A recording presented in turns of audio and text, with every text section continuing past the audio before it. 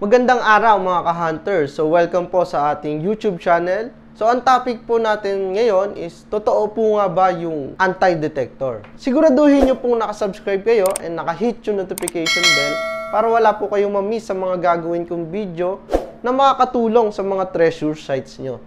Kung kayo po yung mga baguhan lamang at wala pang mga experience sa treasure hunting, mas mainam na panoorin nyo po ang video nito hanggang dulo.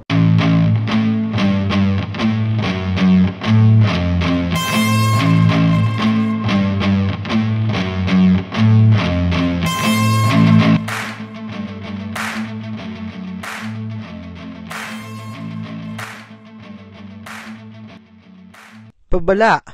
Madami at nagkalat na po ngayon ang mga scammers. Kung order po kayo, siguraduhin nyo pong hindi fake at dummy account lang ang mga nakatransaksyon nyo.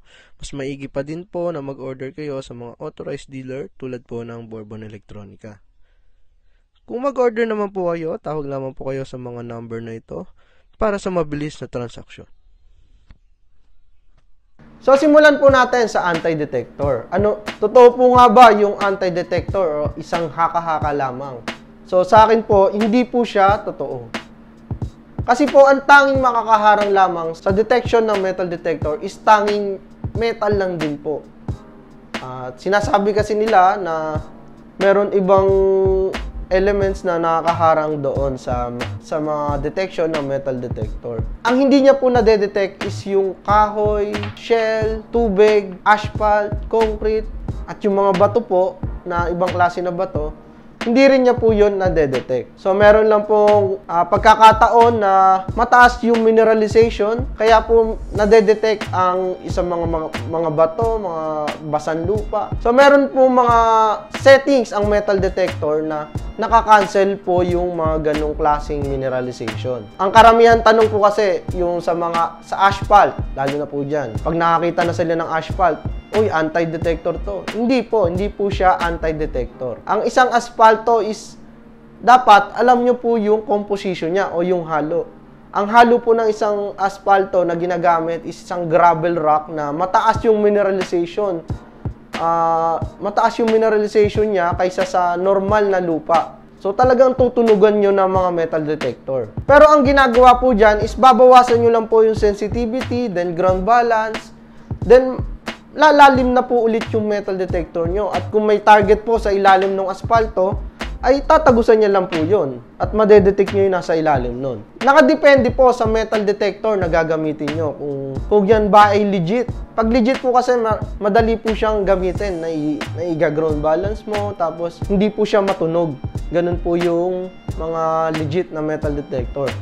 Pag ang detector mo is fake or imitation lang, so yung ground balance niya, kahit anong ground balance mo, pag kada sway mo, may natunog po siya. At kahit bawasan nyo na yung sensitivity, napaka-sensitive pa rin po nung detection niya. Yung pag-sway nyo, talagang lahat po tinutunugan, kahit yung mga bato.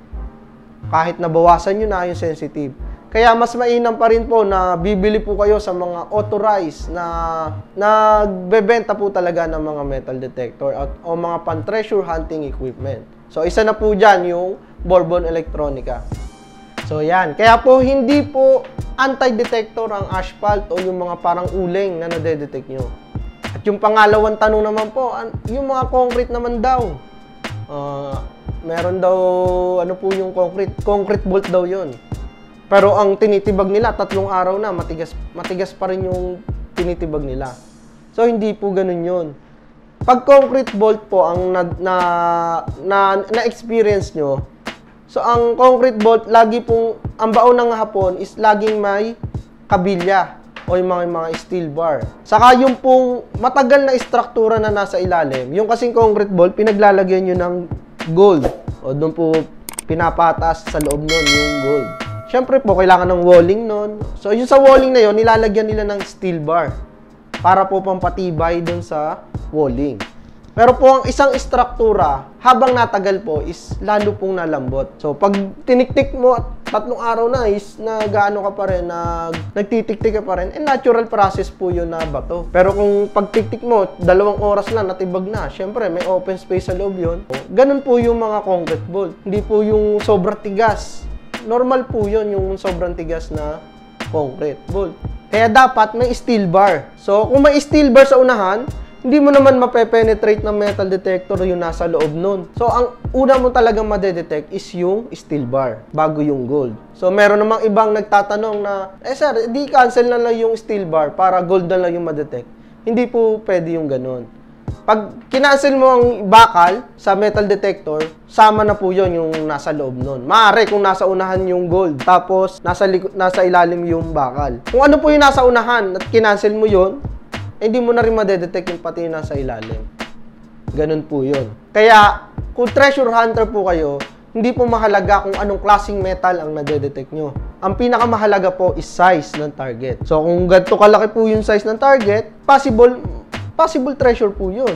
Pero kung kasi liit lang naman po ganun, tapos gold nga, isang liit naman ng ganun. Tapos yung eto, na-detect mo. Isang kasi laki ng drum, tapos bakal lang. Ano yung huhukayin mo? Yung gantong kaliit na gold or yung gantong kalaking iron. So, ganun po yun sa pagte-treasure hunting. So, hindi po importante yung klase ng metal. Ang importante po is yung size ng target. Ang mga non-motion detector po ay tulad po nito ng Geohunter, Deep Hunter, Invenio, yung mga Golden Mass Pulse Induction.